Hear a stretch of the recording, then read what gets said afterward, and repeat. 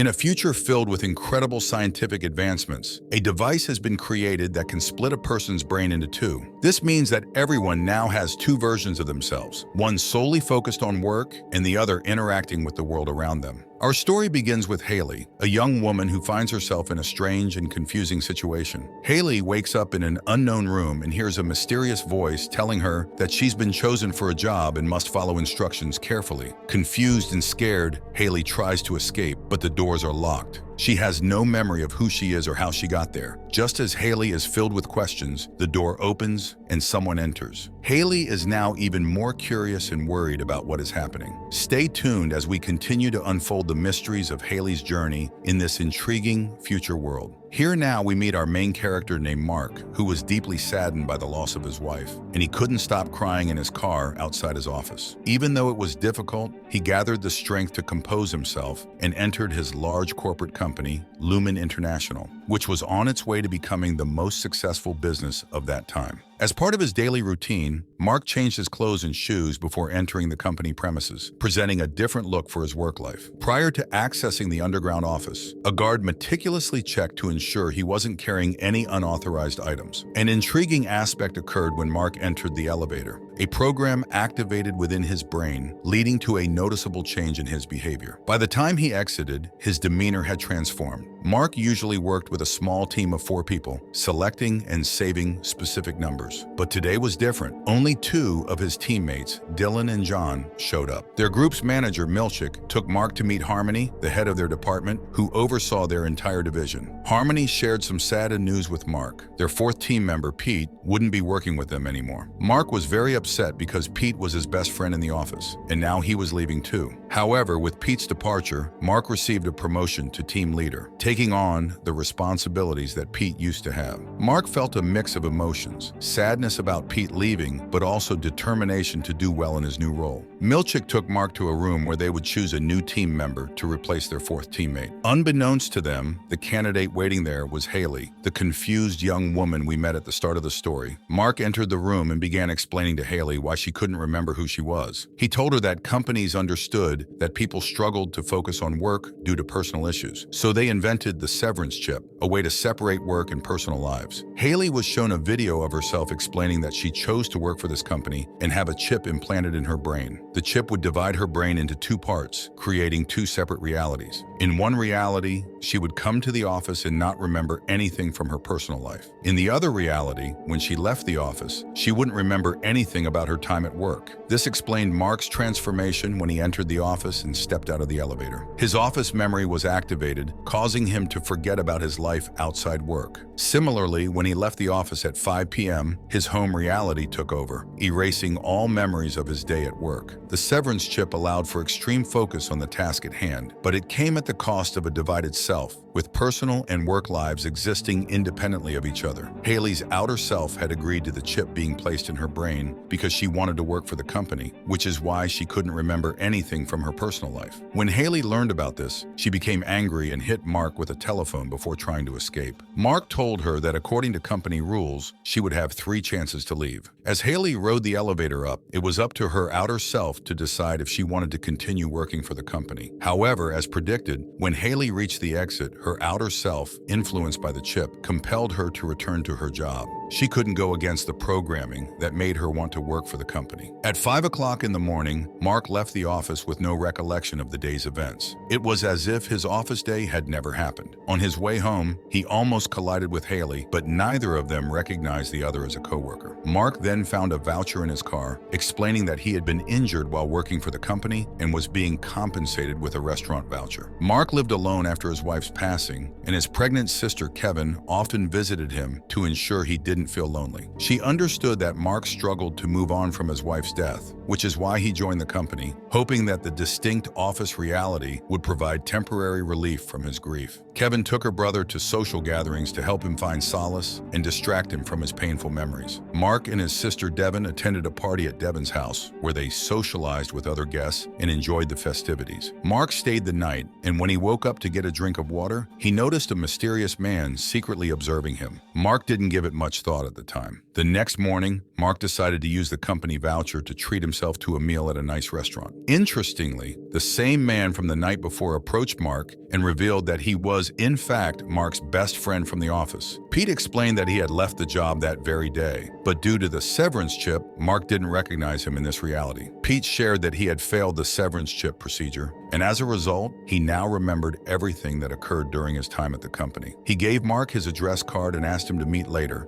implying that there was more to uncover about their shared experiences at Lumen International. Mark was curious about the unknown man he met, and he also had an argument with his neighbor, Mrs. Selvage, about the late-night noises he made. Interestingly, it turned out that Mrs. Selvage was actually Mark's office boss, Harmony, but due to the severance chip, Mark had no memory of their professional connection. He just thought of her as a neighbor. Meanwhile, Haley, the new team member, started learning the ropes at the office, finding everything quite unusual. Mark, confident as ever, entered the office as the new team leader. He removed old photos from his desk, intending to update them with new ones. He then explained the team's task to Haley, which was to select numbers that represented their emotions. This task was more than just a mental exercise. It was a way for the company to understand the emotions of its workers. Haley learned an important detail from Mark. She couldn't communicate directly with her outside self. Any messages or notes she tried to send would be checked and stopped by the guard before leaving the office. Later, the team took a break and played a guessing game about their lives outside of work. Mark expressed concern about his friend Pete's sudden absence, but Milchick reassured him that Pete's outside version had likely quit his job, which is why he stopped coming to the office. Haley, exhausted by her situation, expressed her inability to continue working at the company, unsure of the compulsion driving her outer self. She attempted to flee, but her efforts were thwarted by the vigilant security officer guarding the office elevator. Mark, thinking quickly, intervened and made an excuse for Haley's behavior, claiming she was just wandering around. This prevented Haley from being taken to the breaking room for punishment. Later that day, as Mark returned home, his neighbor, Mrs. Selvig, who was actually his office boss, arrived at his door. She apologized for their argument the previous night, which she had overheard. Mark, unaware of her true identity, accepted her apology and retired for the night. In the morning, Mark recalled the address given to him by the unknown man in the restaurant. Taking leave from the office, Mark visited the address and met Pete, his best friend from work, who was living in an old house. Pete explained how the severance chip had caused Mark to forget their friendship. Pete shared that when he started remembering things, he realized how the company was treating him unfairly. He suspected the company of other wrongdoings, so he stopped coming to the office. Pete intended to gather evidence to shut down the company completely. Mark, despite not remembering Pete due to the chip, felt there was truth in his words. He offered Pete a place to stay in the basement of his house. However, due to the chip's failure, Pete was experiencing difficulties, and his memories were becoming mixed up. Pete reiterated to Mark how the idea of a double life was harmful and expressed concern about the unknown impact of the chip on their bodies. Mark finds comfort in his work, believing that it helps him cope with the memories of his wife and the loneliness he feels in his personal life. Meanwhile, back at home, Pete notices an unknown man breaking into Mark's house. Pete realizes that the intruder is Mark's boss, Harmony, who secretly searches Mark's home. In the office, Haley is struggling to accept her new job. She tries to convince herself that she doesn't want to do it, but Mark reminds her that he saved her yesterday and warns her of the consequences if she doesn't comply. He explains that if the guards catch her, she'll be sent to a place called the breaking room, where people have bad experiences. Today, everyone attended a special personality program at Lumen Company, where they learned about its many departments. During the program,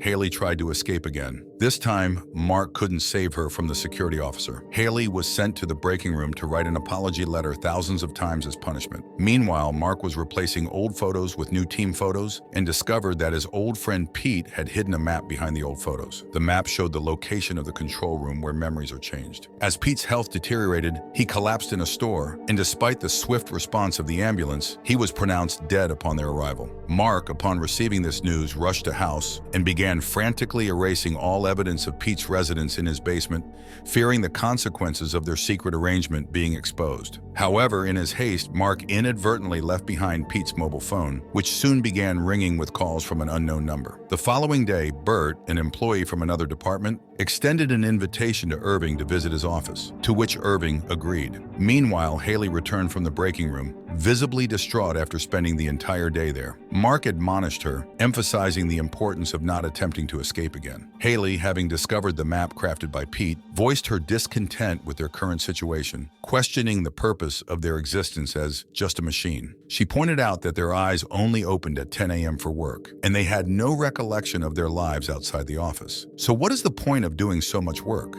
As Mark returned to the office, his sister and her husband leaves a book at Mark's door, and the book was about the severance chip and how it negatively affected people's lives. Harmony, Mark's boss, noticed the book and brought it to the office. Irving saw Mark's name on it and asked who had sent it. Mark couldn't remember any relatives from his life outside of work and had no idea how the book got there, but he kept it anyway. Meanwhile, Haley was still determined to leave. She picked up a paper cutter and threatened to cut hand of herself if they didn't let her go. She wanted to record a video of herself and show it to her outer version, hoping that the office staff would have to agree to let her leave. A few days later, they received a response from her outer version. It said that no matter what happened to Haley, she had to keep working in the office and couldn't resign. Haley's outer version emphasized the importance of her staying and fulfilling her duties. Back at home, Mark was hesitant to answer Pete's phone as he didn't know who was calling. Meanwhile, Mark had Pete's address, so he went to pay his respects at Pete's final rituals. He was surprised to see his neighbor, Mrs. Selvich, there, and he wondered how she knew Pete. The outer version of Mark and Mrs. Selvich were both caught off guard by their unexpected encounter at Pete's house. They made excuses to avoid each other, each feeling a sense of unease. Mark took the opportunity to speak with Pete's wife and learned that Pete had been troubled lately. During this time, Harmony quietly approached Pete's body and removed the severance chip from his brain. She wanted to ensure that the chip wasn't destroyed along with Pete's body during the funeral or cremation. Mark, feeling sad, goes to the place where his wife died in an accident a long time ago. Harmony takes the severance chip to the office and asks Milchick to find out how Pete was able to decode it. Since Harmony also saw Mark at Pete's house, she calls Casey, the main psychologist, and asks her to talk to Mark to see if he knows something important about the company. Harmony is worried that Mark might turn off his severance chip like Pete did.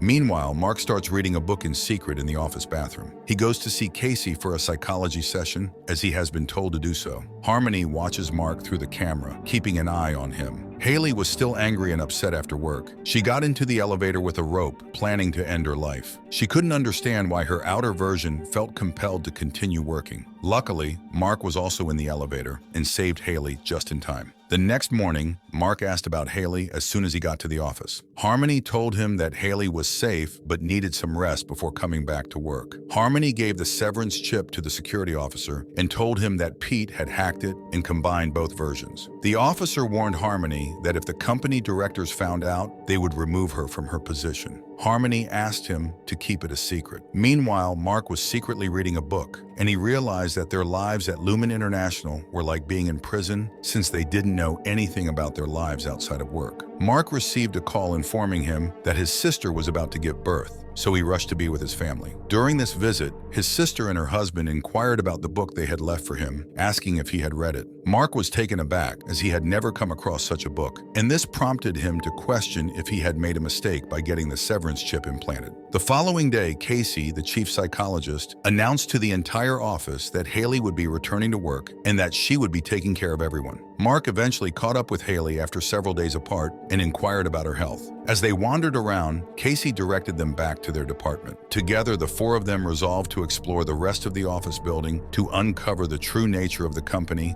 and the reason behind keeping the departments so separate. The severance chip had now made its way into the outside world, with women choosing to implant it during pregnancy to erase their memories of childbirth and any associated pain. After returning home, Mark finally answered a call from Pete's phone, only to find a woman on the other end. She revealed that she was the one who had installed the severance chip in people's brains while working for the company. Filled with remorse, she gave Mark a secret card that allowed him to bypass all the gates in the office and access the control room, where they could temporarily deactivate the severance chip. Devin, Mark's sister, had recently given birth, and their neighbor, Mrs. Selvish, kindly offered to help by babysitting the newborn. Devon and her husband were grateful for the support and accepted the offer. In the meantime, Mark obtained an access card and kept it with him, understanding that his memory of this reality might fade once he stepped into the office. However, he was confident that his office persona would recognize the significance of the card. At the office, Dylan shared a peculiar experience with Milchick. He explained that his work identity had accidentally activated while he was at home one night, and he became aware that he had a young son. Intrigued, Dylan asked how this could have happened. Milchick revealed that the company had an overtime work program where employees could activate their office personas even after regular hours. Milchick further explained that Dylan's office identity had briefly deactivated the previous night, allowing him to remember his personal life, including the existence of his son. However, Milchick instructed Dylan to forget about his son and keep this information confidential. Mark, having overheard this conversation, learned about the company's secret program and how it affected the lives of its employees. At Mark's home, Harmony, now the nanny care for Mark's sister's baby, had a hidden agenda. She was using her position to gather information about Mark and his family. In a conversation with Devon, Harmony learned that Mark had been unhappy with the severance chip for quite some time and was considering leaving his job to have the chip removed. Meanwhile, in the office, Milchick took a moment of rest and played some music. During this respite, Mark pulled out the security card from his pocket, but his office persona seemed unaware of its significance, so he returned it to his pocket. In a sudden outburst, Dylan confronted Milchick, expressing his frustration about wasting his life away at the company. Dylan revealed that he had briefly seen his son during the overtime activation and realized the importance of his life outside of work. Dylan proclaimed that he no longer wanted to work at the company and demanded to have the severance chip removed from his brain. Haley proposed an idea to her colleagues. By using the overtime activation, they could activate their office identities in the outside world and gain insight into the lives of their outer selves. Haley was particularly curious about why her outside version was forcing her to work at the company. The group agreed with Haley's plan, except for Irwing, who feared breaking the office rules and facing severe punishment. He chose to leave, while the others stayed determined to take action. Mark and Haley, armed with the access card, rushed to the control room, but spotted their boss, Harmony, approaching through the cameras. They quickly stole a manual that explained how things worked in the office, examined the menu, and realized that not everyone in the outside world could activate their office identities at the same time. It required one person to remain in the office and manually give the command. Dylan volunteered to stay behind, hiding in the office, while the others ventured into the outside world. The plan was set. Dylan would remain in the office and Mark and Haley would activate their office identities outside. Their mission was to send a message that they no longer wanted to work for the company and to do whatever it took to shut it down. Irwing, who had initially opposed the plan, found himself visiting his friend Bert on the other side. However, he learned that it was Bert's last day in the office and that after today, Bert wouldn't remember anything about their time together. This realization upset Irwing, as he understood that their friendship couldn't continue in the outside world. This experience changed Irwing's mind, and he returned to the group, deciding to support their plan. At the end of the day, the outer version of Irwing went for a walk with his dog and then returned home to create unusual paintings. He already had a collection of similar paintings at home. The next day, Harmony contacted Mark and informed him that her counseling sessions with him were coming to an end.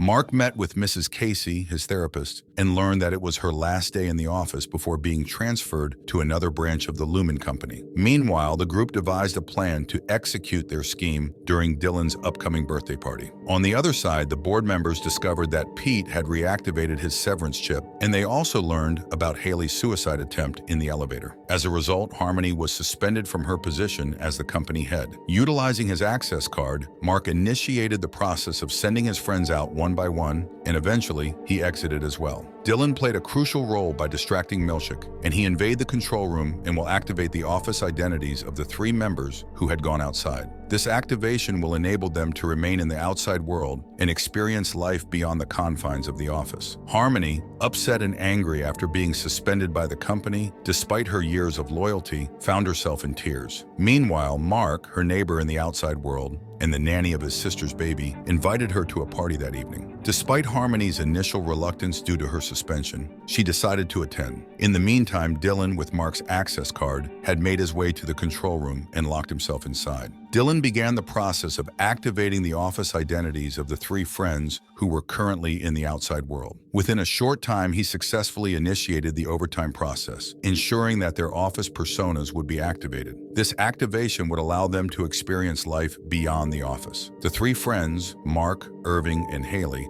found themselves in unfamiliar situations as their office identities were activated. Mark discovered himself at a party where he didn't recognize anyone, while Irving found himself painting alone in his house. Haley, on the other hand, attended a grand corporate party. Mark learned that he had a sister in his outer life and tried to speak with her privately, but the crowded party made it challenging. Irving's experience at home revealed that his outer self lived a solitary life with only his pet dog for company. He also discovered that his son had been a soldier who tragically lost his life in a war many years ago. Haley faced the most significant shock of all. At the corporate party, she learned that she wasn't just an ordinary employee of the Lumen Company, but the daughter of its main founder. Her father was handing over the reins of the company to her, and to showcase the severance chip's effectiveness, he wanted to prove that humans work better when they have two versions of themselves. Haley made a surprising discovery. Her outer version had voluntarily installed the severance chip and was set to deliver a speech to the world, claiming it as the ultimate gift. Her outer self's goal was to demonstrate that employees could work efficiently in the office without the distractions of family life. Haley realized that her outer version's plan was centered around becoming the new chief of the company, and keeping Haley in the company was crucial to this scheme. Interestingly, the two versions of Haley had completely contrasting viewpoints, showcasing an internal conflict within herself. Irving, on the other hand, examined maps and documents in his house, revealing that his outer self had been spying on the Lumen Company for quite some time. It seemed that his external version wanted the truth about the company to be exposed. Irving also found Bert's address and decided to drive to her house, hoping that she might somehow remember him, despite the limitations imposed by the severance chip. Mark, feeling nervous and out of place, wandered through his sister's party,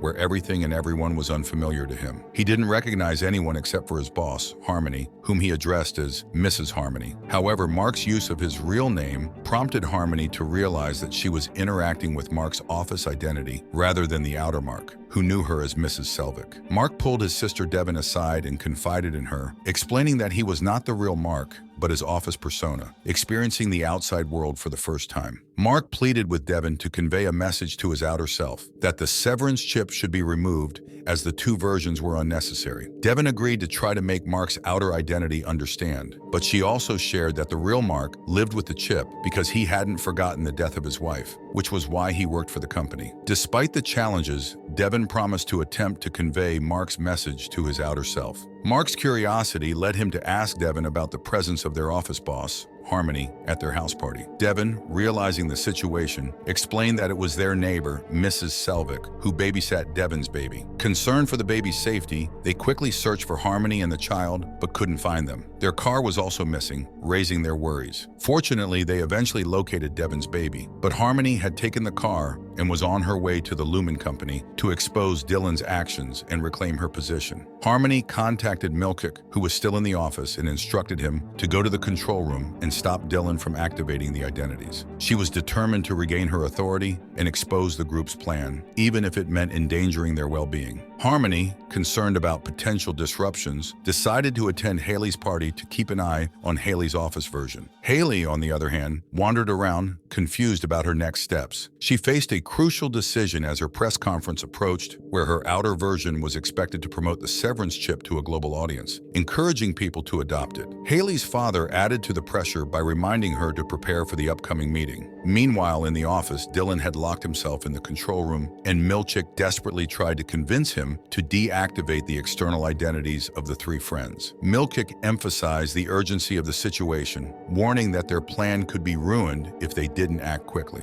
However, Dylan remained unyielding, prompting Milchick to attempt breaking into the control room by force. Haley made a bold decision to share her truth with the gathered reporters, despite Harmony's warnings. She was determined to expose the company and the negative impact of the severance chip. Haley stepped onto the stage and bravely shared her personal experience, explaining how the chip was causing issues with her office identity and how it made people feel trapped and confined. She passionately argued against the implantation of the chip, urging people to avoid it. Mark, while browsing through old family photos at his sister's house, stumbled upon a shocking revelation. The deceased wife of his external version was none other than Mrs. Casey, his therapist from the office. Mark was stunned to discover that the Lumen Company had lied to his outer self, claiming that his wife was killed. Adding to the complexity, Casey didn't recognize Mark as her husband due to the severance chip. Mark, in a rush, think to inform his sister that his wife Casey was alive and working in his office. Meanwhile, Milchick broke into the control room and deactivated the machine, causing the office versions of Mark, Haley, and Irving to be turned off just as Mark was about to reveal the truth about Casey to his sister. This cliffhanger ending left the audience with unanswered questions and anticipation for the future. The second season, set to release in late 2024, will explore the aftermath of the three office versions, exposing the company's secrets. It raises the question of the company's future now that their actions have come to light. Additionally, the outer version of Mark still remains unaware that his wife, Casey, is alive,